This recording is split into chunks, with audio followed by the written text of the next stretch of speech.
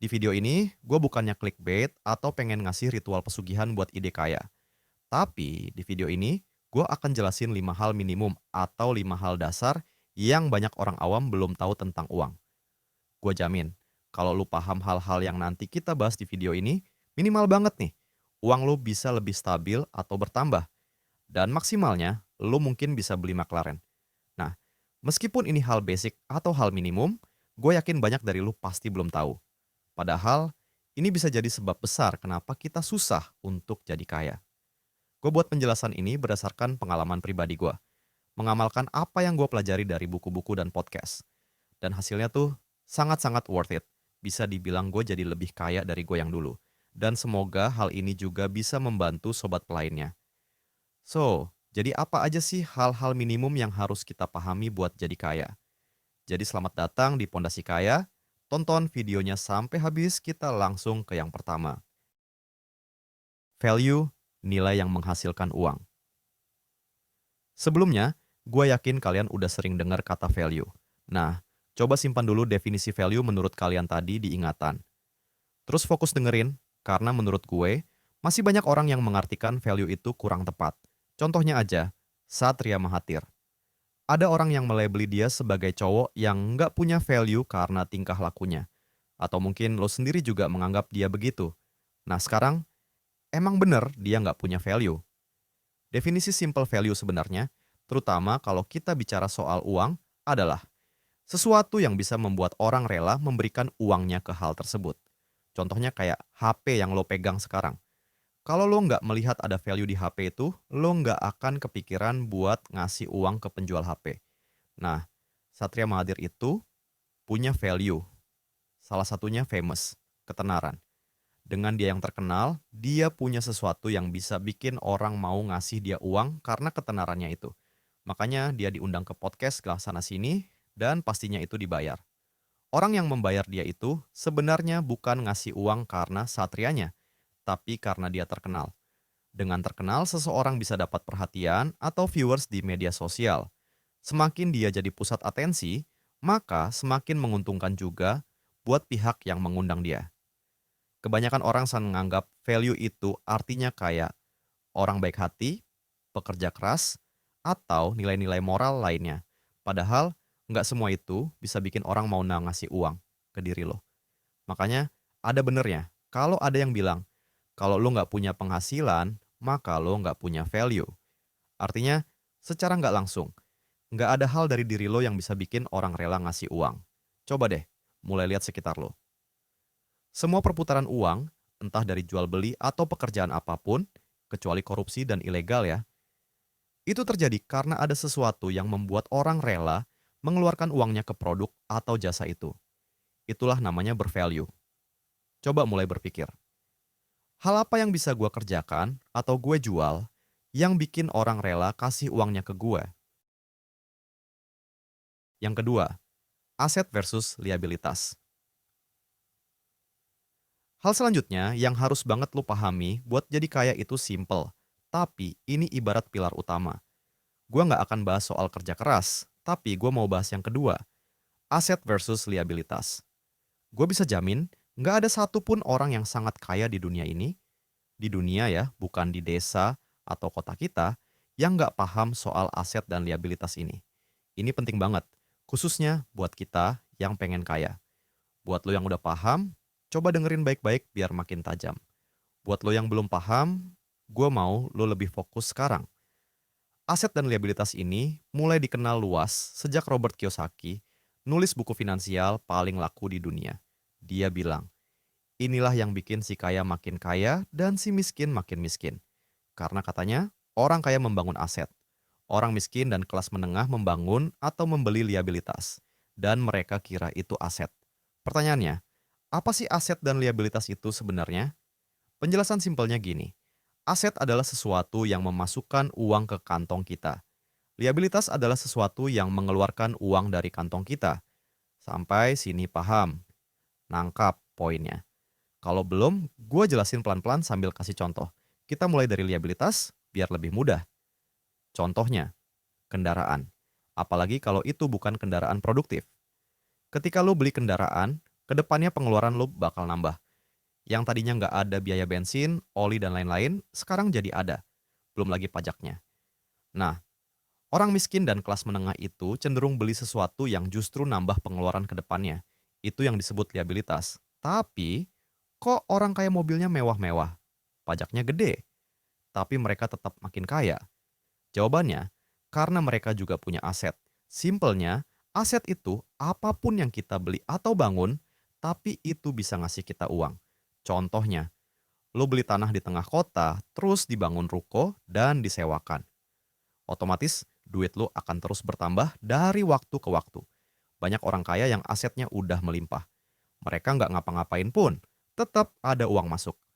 Jadi, bayar pajak walau jutaan per bulan itu nggak seberapa dibanding pendapatan mereka. Belum lagi barang-barang mewah kayak mobil bisa dijadiin investasi. Makanya, Robert Kiyosaki bilang, kalau mau foya-foya, pakailah uang dari hasil aset, bukan dari uang hasil bekerja. Tapi gimana dengan kita yang belum bisa beli aset mahal kayak tanah? Sebenarnya, kita semua udah punya aset paling berharga, bahkan lebih dari tanah, yaitu otak dan diri kita sendiri. Tapi karena cara pandang kita yang salah, kita nggak melihatnya sebagai aset. Makanya, tujuan utama lo paham soal aset dan liabilitas itu adalah supaya lo tahu kemana harus menginvestasikan uang lo. Ketika lo sadar bahwa otak itu adalah aset paling berharga, lo akan dengan sadar menginvestasikan uang ke otak lo. Entah itu beli buku, ikut seminar, kursus. Pokoknya supaya otak lo bisa menghasilkan uang lewat skill yang punya value. Yang ketiga, waktu adalah mata uang yang paling mahal. Gue yakin lo udah sering banget dengar quotes kayak, waktu lebih berharga dari emas. Tapi kenapa kita biasa aja saat buang-buang waktu? Coba beri gue waktu sebentar buat bikin lo benar-benar paham makna dari kalimat itu. Jadi, waktu itu bisa dibilang mata uang, currency, yang paling berharga. Apa itu currency? Currency, weaker alat tukar. Orang kaya, menengah, dan miskin, semuanya dikasih waktu yang sama, 24 jam sehari. Kalau dipotong tidur, anggap aja 16 jam per hari. Nah, kualitas dari waktu itu tergantung gimana cara kita memakainya. Karena waktu itu adalah modal utama buat ngelakuin apapun, apalagi buat cari uang. Contohnya, Elon Musk sampai bikin jadwal padat kayak sekolah. Bahkan dia pernah bilang, kalau ada cara supaya saya nggak perlu makan agar bisa kerja lebih banyak, saya nggak akan makan. Kenapa? Karena dia paham berapa harga waktu itu. Lo nggak harus se-ekstrim Elon Musk, tapi dari situ lo udah dapet gambaran betapa berharganya waktu. Sekarang lo lagi make waktu buat nonton video ini. Artinya, lo lagi menukar waktu buat bangun aset paling mahal, otak dan diri lo sendiri. Orang kaya itu, mereka beli waktu. Maksudnya, mereka berani bayar alat, jasa, atau teknologi yang bisa menghemat waktu atau menghapus kerjaan nggak penting. Contohnya, nyuci baju. Nyuci sendiri bisa berjam-jam. Tapi dengan laundry, apalagi yang antar jemput, mereka membeli waktu. Waktu yang tadinya habis buat nyuci, bisa dipakai buat hal lain yang ngasih uang. Sebaliknya, orang miskin biasanya beli pengganggu waktu. Contohnya, langganan Netflix. Yang nggak salah juga sih, tapi bikin waktu makin sedikit buat hal produktif. Poinnya bukan lo harus berhenti langganan Netflix atau semua dicuci laundry, tapi pahami harga waktu yang sebenarnya dan manfaatkan waktu lo semaksimal mungkin. Kalau lo punya pandangan lain, yuk diskusi di kolom komentar. Yang keempat, sikap keuangan adalah cerminan masa depan finansial. Ini penting banget. Sikap kita ke uang itu sangat menentukan kita bisa kaya atau enggak. Ini dijelasin dengan sangat jelas di buku The Psychology of Money. Gue yakin banget, apalagi buat lo yang anak kos, pasti pernah mikir kayak, uang gue pada kemana ya? Kok cepet banget habisnya? Kalau lo sering mengalami hal itu, berarti kita masih jauh dari kondisi siap jadi kaya. Kenapa? Karena untuk bisa kaya, lo harus paham yang namanya cash flow, uang masuk dan uang keluar. Ada satu teori namanya latte factor. Artinya, ada pengeluaran kecil yang dilakukan setiap hari, kayak ngopi, jajan, delau ad. Kalau dikumpulin, bisa jadi besar. Solusinya? Step pertama, hitung dan catat semua pengeluaran harian lo. Step kedua, pakai konsep spending cap dari Timothy Ferris. Spending cap itu batas maksimal pengeluaran lo per bulan. Caranya, totalin semua pengeluaran harian selama 1 bulan. dan jadikan itu batas. Jangan lewat dari itu. Dari situ, lo akan tahu pengeluaran mana yang bisa dikurangin. Sisanya, all in invest ke otak dan diri lo. Karena menurut buku Psychology of Money, perilaku kita terhadap uang jauh lebih berdampak ke kekayaan dibandingkan seberapa paham kita tentang uang. Yang kelima, relasi adalah jembatan menuju kekayaan. Gua nggak akan bahas panjang soal pentingnya relasi, karena gue yakin lo udah tahu. Tapi gue akan bahas satu hal yang jarang banget disadari orang soal relasi. Kebanyakan orang mikir, relasi itu cuma buat cari lowongan kerja. Padahal, relasi adalah jalan pintas menuju kekayaan. Lo mungkin pernah dengar kutipan ini. It's not about what you know, it's about who you know. Artinya, bukan cuma seberapa banyak ilmu yang lo punya, tapi siapa yang lo kenal bisa menentukan seberapa cepat lo sukses. Coba bayangin dua orang. Si A pinter banget, skill tinggi, rajin kerja. Si B skillnya standar, tapi punya kenalan CEO dan investor. Kalau mereka sama-sama bikin bisnis, kira-kira siapa yang bakal lebih cepat maju? Yap, si B. Karena dia bisa langsung dapat akses ke modal, mentor, atau pasar. Cuman karena kenalan. Dan jangan salah, oke, semua orang sukses yang gua kenal pasti punya jaringan yang kuat. Mereka ngerti pentingnya membangun dan merawat relasi. Tapi gimana caranya dapat relasi? Jawabannya simple. Berikan value. Bantu orang lain. Tawarkan bantuan duluan. Nggak harus selalu soal uang, bisa juga berupa tenaga, ide, atau bahkan cuman jadi pendengar yang baik. Orang itu suka banget sama orang yang bikin hidup mereka jadi lebih mudah. Kalau lo bisa jadi orang kayak gitu, lambat laun, relasi lo akan nambah dengan sendirinya. Dan ingat, jaga attitude. Relasi itu gampang rusak cuma karena satu kata, satu perilaku, atau satu kesalahan kecil. Jadi, itu tadi 5 hal minimum yang menurut gue wajib banget lo pahami sebelum bisa jadi kaya. Satu, pahami value. Sesuatu yang bikin orang rela ngasih uang ke lo. 2, bangun aset, hindari liabilitas.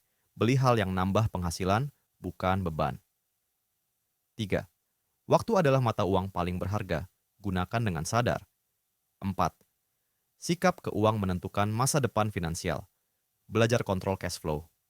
5, relasi adalah jembatan ke kesempatan. Bangun, rawat, dan berikan value. Gua nggak janji 5 hal ini bakal langsung bikin lu jadi miliarder minggu depan. Tapi gue berani jamin, kalau lu bener-bener pahami dan praktikkan semuanya, hidup lu akan berubah. Mungkin bukan sekarang, tapi 1, 3, atau 5 tahun ke depan, lu bakal lihat versi diri lo yang jauh lebih kaya, lebih tenang, dan lebih siap menghadapi dunia. Jadi, daripada cari shortcut aneh-aneh buat kaya, mending bangun pondasi kuat dari sekarang. Ingat, bukan siapa yang paling cepat yang menang, tapi siapa yang paling konsisten. Kalau lo suka konten kayak gini, jangan lupa like dan share ke temen lo yang butuh. Dan kalau ada yang mau lo tambahin atau tanyain, tulis aja di kolom komentar. Gue pasti baca dan balas satu-satu. Sampai ketemu di video berikutnya. Stay waras, stay berproses. Peace.